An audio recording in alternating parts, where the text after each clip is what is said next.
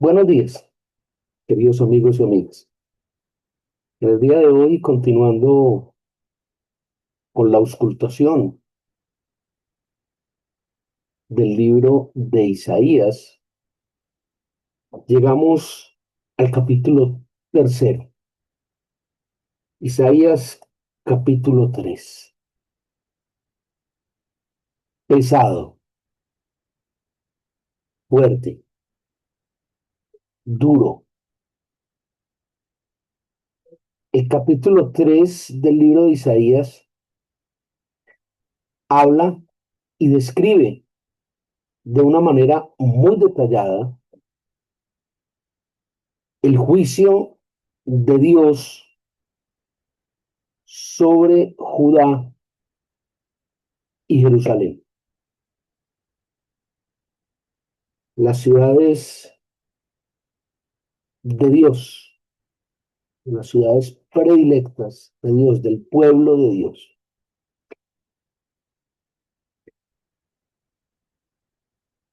Es un juicio que tiene toda la severidad, toda la fuerza contra el pueblo de Dios. Es una descripción muy detallada de por qué se da el juicio, cómo se da el juicio, cuándo será el juicio, quién hará el juicio. Buenos días, amigo. Ahora sí, estamos por aquí saludando. Eh,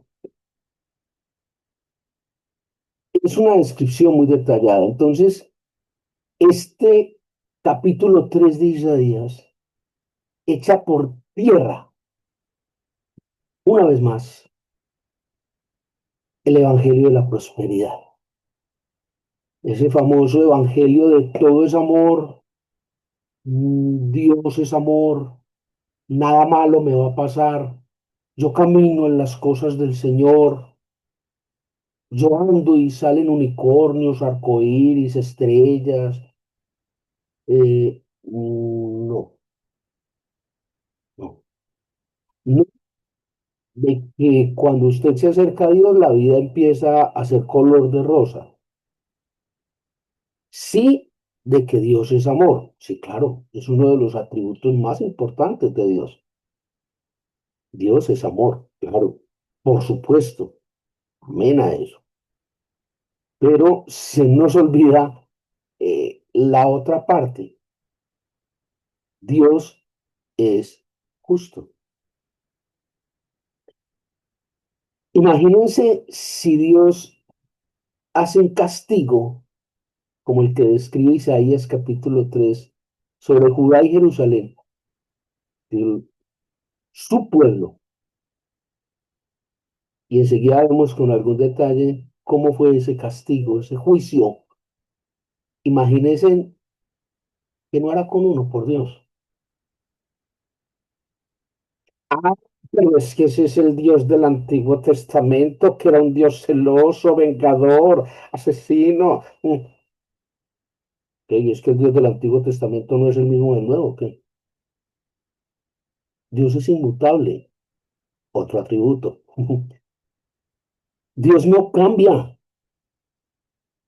El mismo Nuevo Testamento que este tipo de personas citan establece en el libro de Romanos, epístola de Pablo a los Romanos, Dios es el mismo ayer, hoy y siempre. Dios no cambia. Ah, sí, pero es que en el Nuevo Testamento es un Dios de amor, de pureza, de Jesucristo, todo lo perdona. Le recomiendo que lea con más detenimiento la Biblia. Tan sigue siendo un Dios de justicia, tan sigue siendo un Dios que hace justicia y es celoso, que por nuestro pecado demanda la muerte. Nosotros merecíamos esa muerte. El punto es que esa muerte la sufrió Cristo por mí, pero hubo justicia. Alguien tuvo que morir por el pecado. La diferencia radica en que no fui yo, fue Cristo quien murió por mí. Y allí se juntan estos dos atributos que parecieran ser contradictorios. Para nada, para nada. Dios es justo, demanda justicia y hace justicia. Y Dios es amor. Dios perdona, Dios acepta a aquellos que han acogido el pacto en Jesucristo. A los que no han acogido el pacto en Jesucristo, les caerá el peso de la ley, un juicio, como ocurrió precisamente con Judá y Jerusalén, el pueblo de Dios. ¿Y cómo sabemos esto? Lo sabemos porque en el Evangelio de Juan, capítulo 3, versículo 16, se confirma. De tal manera, amó Dios al mundo, que envió a su Hijo unigénito para que todo aquel que en él crea no muera, mas tenga vida eterna.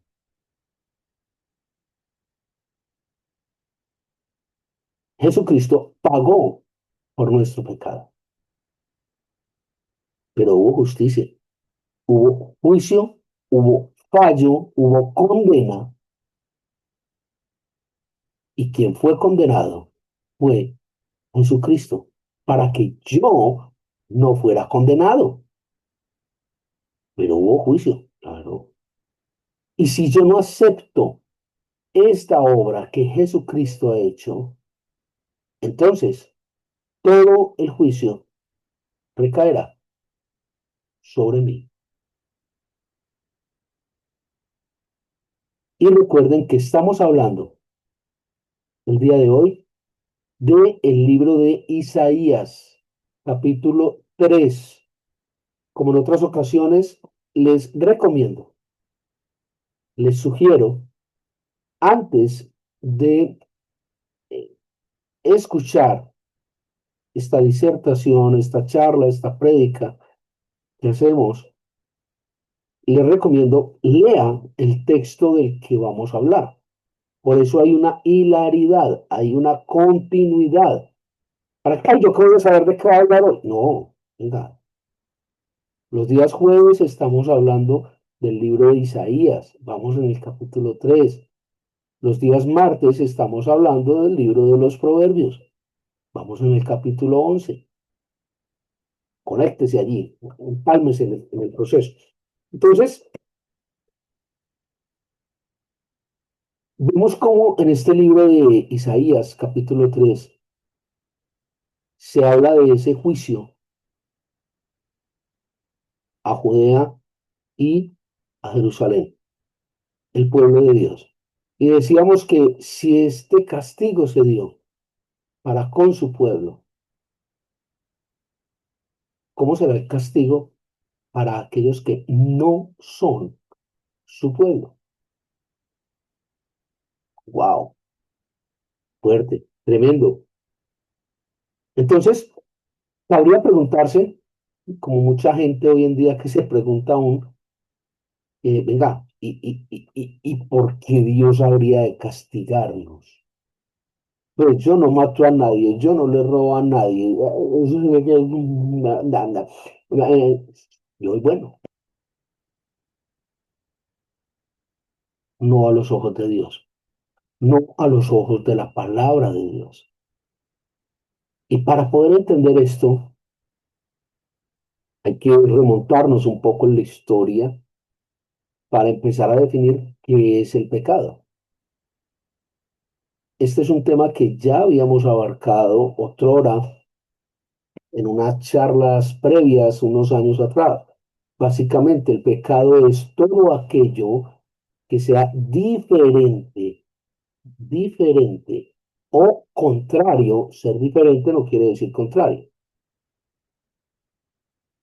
Todo aquello que sea distinto, diferente o, reitero, contrario a la palabra de Dios, a la voluntad de Dios, a la ley de Dios, al mandato de Dios, a los preceptos de Dios. Ahora bien, para entender el concepto de pecado, usted debe estar en la obligación de leer la palabra para saber qué es lo que es contrario a la palabra y que conocer la palabra. La voluntad de Dios. Para conocer la voluntad de Dios, usted debe conocer a Dios. Y para conocer a Dios, debe conocer los atributos de Dios. Y no solo conocerlos, sino entender qué quieren decir, cómo funciona el tema de la voluntad de Dios. Pero si usted no coge una Biblia, sino cada vez en cuando, cada 60, 70 años, mala cosa. Es difícil que pueda alcanzar a entender el concepto de pecado, como lo establece la Biblia. Ahora bien, ¿por qué Dios haría un juicio tan severo sobre su pueblo? Los primeros versículos de este capítulo 3 lo describen. ¿Por qué Dios habría de castigar a su pueblo?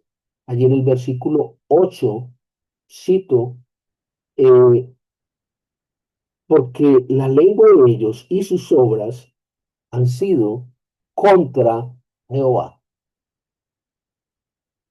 Vuelve a traer a colación la Biblia el tema de la lengua. Lo hemos estado viendo con mucho detalle en el libro de los Proverbios, lo vimos con un detalle vasto en el libro de Santiago. Una vez más, viene la lengua a colación.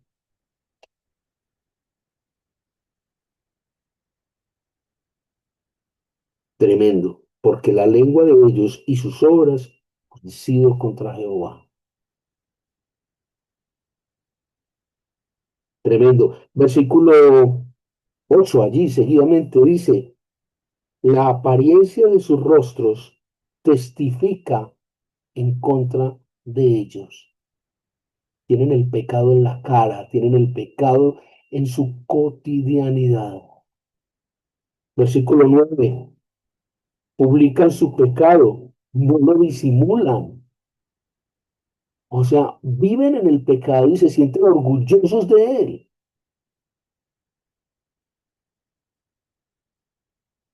Amontonan mal contra sí. Recordemos en la introducción que hacíamos del libro de Isaías, la antigüedad que tiene este texto. Porque esta descripción de por qué fue castigado el pueblo de Dios pareciera una descripción de ahorita, de hace 2, 3 días. La lengua de ellos y sus obras han sido contra Jehová. La apariencia de sus rostros testifica contra ellos. Publican su pecado y no lo disimulan. Cualquier parecido con las redes sociales, pues es mera coincidencia. Amontonan mal contra sí. Es por eso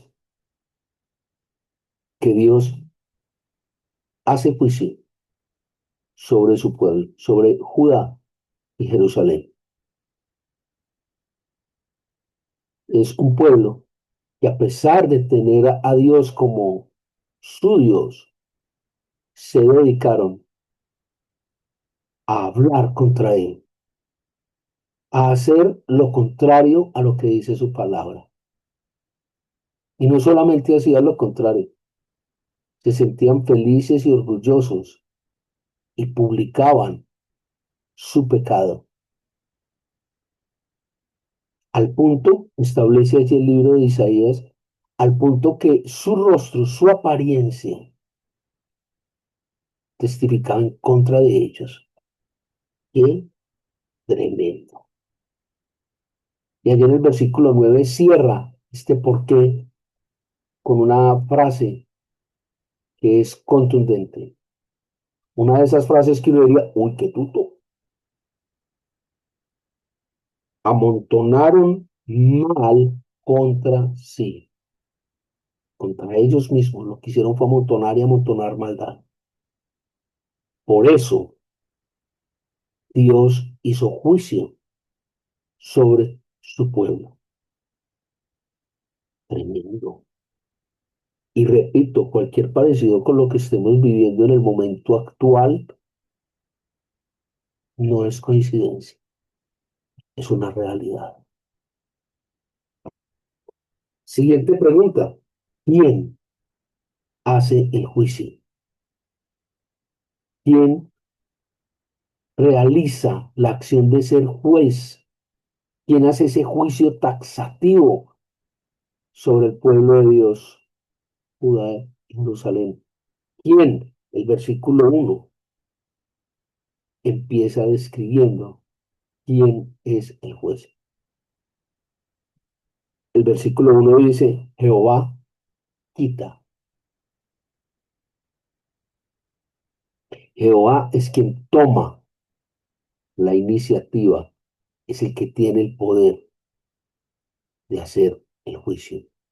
Por esta razón, Jehová quita. Me recuerda esto, una parte del libro de Job, en la que de las pérdidas momentáneas y muy grandes que tuvo Job, resignadamente dice, Jehová dio, Jehová, nada hay aquí que me pertenezca. Y aquí cae el palo y mata al hombre, porque pensamos que las cosas nos pertenecen. Mi casa, mi carro, mi ropa, mis joyas, mi. ¿Qué se le olvidó que el pentagrama tiene otras 6 notas o qué? Otras 7 notas. Mi. Conozco personas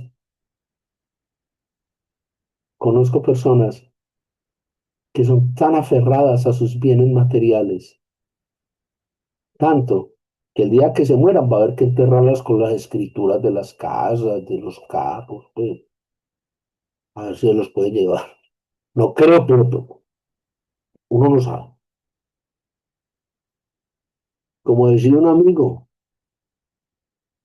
el único que tuvo trasteo en el sepelio fue Tutankamón, y ahí le encontraron los corotos en 1968. Entonces, Jehová dio, Jehová quitó. Versículo 1, capítulo 3 del libro de Isaías. Jehová quita. Versículo 13. Jehová está en pie para litigar y juzgar los pueblos. Textual. Versículo 13. ¿Quién hace el juicio? Dios, Jehová. Versículo 13 es absolutamente explícito, totalmente taxativo sobre eso. Jehová está en pie para litigar, para participar, hacer el juicio y juzgar a los pueblos. Dios es el que juzga. Pasa que hay algunos que nos creemos como con la potestad de Dios y andamos juzgando eso. Cosa horrible para dar dedo, pues, a toda hora juzgando, enjuiciando. Y adivine con qué juzgamos y enjuiciamos. Ujú. Con la lengua, con la boca. Recuerda la causa. Lo acabamos de decir. Aquí hace unos segundos dijimos, ¿por qué Dios trae juicio? Porque la lengua de ellos y sus obras han sido contra Jehová. Ah, pero es que el juicio no es contra él, es contra los demás que son tan malos. Amarás a tu prójimo como a ti mismo. Está escrito en la palabra de Dios. Lo está viendo. Muy bien. ¿Quién más para el juicio? Versículo 14 del capítulo 13. Dios, Jehová, vendrá a juicio. ¿Por qué? Ya lo respondimos, presentamos cuatro elementos allí entre los versículos 8 y 9 que establecen el por qué Dios juzgará a su pueblo y juzgó a su pueblo, Judá y Jerusalén. ¿Quién? Acabamos de presentar, versículo 1, versículo 13, versículo 14. ¿Quién es el juez? ¿Por qué habría de venir? Ya lo explicamos. ¿Quién habría de venir? Ya lo explicamos. Ahora viene cómo se hará el juicio. ¿Cómo es ese proceso? ¿Cuál es la sentencia del juicio de Dios sobre su pueblo? ¿Cómo se hará el juicio y cuál será la condena? Porque aquí no hay opción de salir limpios. Vuelvo y les digo, mucha gente dice, yo me merezco, yo me merezco. Usted lo único que se merece es la muerte, porque usted vive, está en un mundo de pecado. Usted carga con el pecado debido a tres connotaciones. Primero, el pecado original, Adán y Eva, ya eso lo hemos explicado un sinnúmero de veces. Segundo, porque usted está bajo un estado de iniquidad. Y tercero, porque usted tiene un estado de concupiscencia. Consecuencia, la iniquidad y la concupiscencia precisamente del pecado original. Luego usted lo que se merece es la muerte, no más. Entonces, así las cosas y habiéndolo explicado, mire la forma tan detallada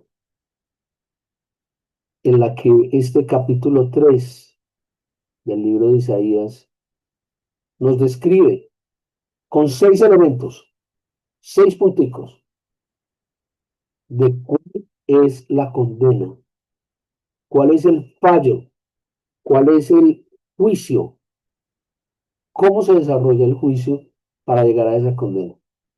Seis elementos. Nos dice, primero, nos quitará el sustento, nos quitará el sustento. Dos, nos quitará el ejército. Ya no habrá quien nos defienda. Vamos a estar solos y por nuestra cuenta. A punto. Número tres, va a poner, va a permitir, va a delegar a los jóvenes inexpertos al frente de los principados y de los mandatos. Cualquier parecido con la actualidad es mera profecía bíblica. Un inexperto, un joven, no tiene la capacidad de analizar, tomar decisiones y dirigir un pueblo. Y Dios determina como parte de su juicio que va a permitir y va a poner a jóvenes al frente de su pueblo. ¿Cuál será el desenlace? No se pierda el desenlace sencillamente va a ser el extravío del pueblo. Número cuatro de la condena, traerá discordia y violencia dentro de su pueblo, al interior de su pueblo. Habrá discordia, violencia, muerte, robo. Número 5, juzgará a las hijas de Sión. Acuérdese que la profecía bíblica, mujer, es la representación de iglesia. Y Sión es la ciudad prometida de Dios. Es la ciudad prometida. O sea, que va a traer juicio sobre esas iglesias que dicen ser creyentes, dicen ser cristianas, pero que en su teoría y en su práctica están totalmente separadas de la doctrina real de Cristo. evangelio de la prosperidad, etcétera, etcétera, etcétera. Y número 6, avergonzará las hijas de Sión. O sea, traerá a juicio esas iglesias falsas, de falsas doctrinas, y sencillamente las avergonzará ante el resto de la creación, ante los reales y verdaderos hijos de Dios. 6 elementos de este juicio: quitará el sustento, nos dejará sin ejército ni quien nos defienda, pondrá jóvenes e inexpertos en el control, traerá discordia y violencia, juzgará a las hijas de Sión y avergonzará a las hijas de Sión.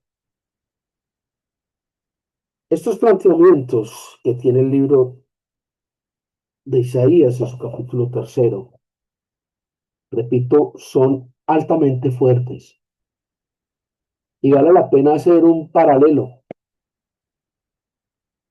entre el pasado y el presente. Y se dará cuenta que estamos hablando y describiendo exactamente la misma situación. ¿Qué vamos a hacer? ¿Qué estamos haciendo? ¿Qué fue lo que hicimos? Pensemos en eso. Estamos a tiempo. Nosotros tenemos una ventaja muy grande que no tuvieron en su momento histórico Jerusalén y Judá. Nosotros tenemos quién pagó por ese juicio: Jesucristo. Sin embargo, aun cuando sabemos que fue Cristo quien pagó la condena por mí, tenemos actos de rebeldía, tenemos actos de a mi manera, aún tenemos actos de como yo diga, como a mí me enseñaron. Haga un alto en su vida, deténgase un momento, piense, analice quién es su Dios. Su Dios se volvió el trabajo, su Dios se volvió el licor, las apuestas, el sexo, las drogas. Su Dios se volvió su hijo, su hija, su mamá, su papá. Su Dios se volvió usted. ¿Quién es su Dios? En caso tal de que su Dios sea Jehová, el Dios de Abraham, de Isaac, de Jacob, de Moisés, de Josué, en caso de que así sea, que espero que así sea, le invito a reflexionar, a ver si usted aceptó o no aceptó ese pacto que hizo Dios a través de Jesucristo, de la obra de Jesucristo. Y si usted lo aceptó, si usted se adhirió a ese pacto, usted está siguiendo los lineamientos del pacto, usted conoce lo que implica creerle a Dios.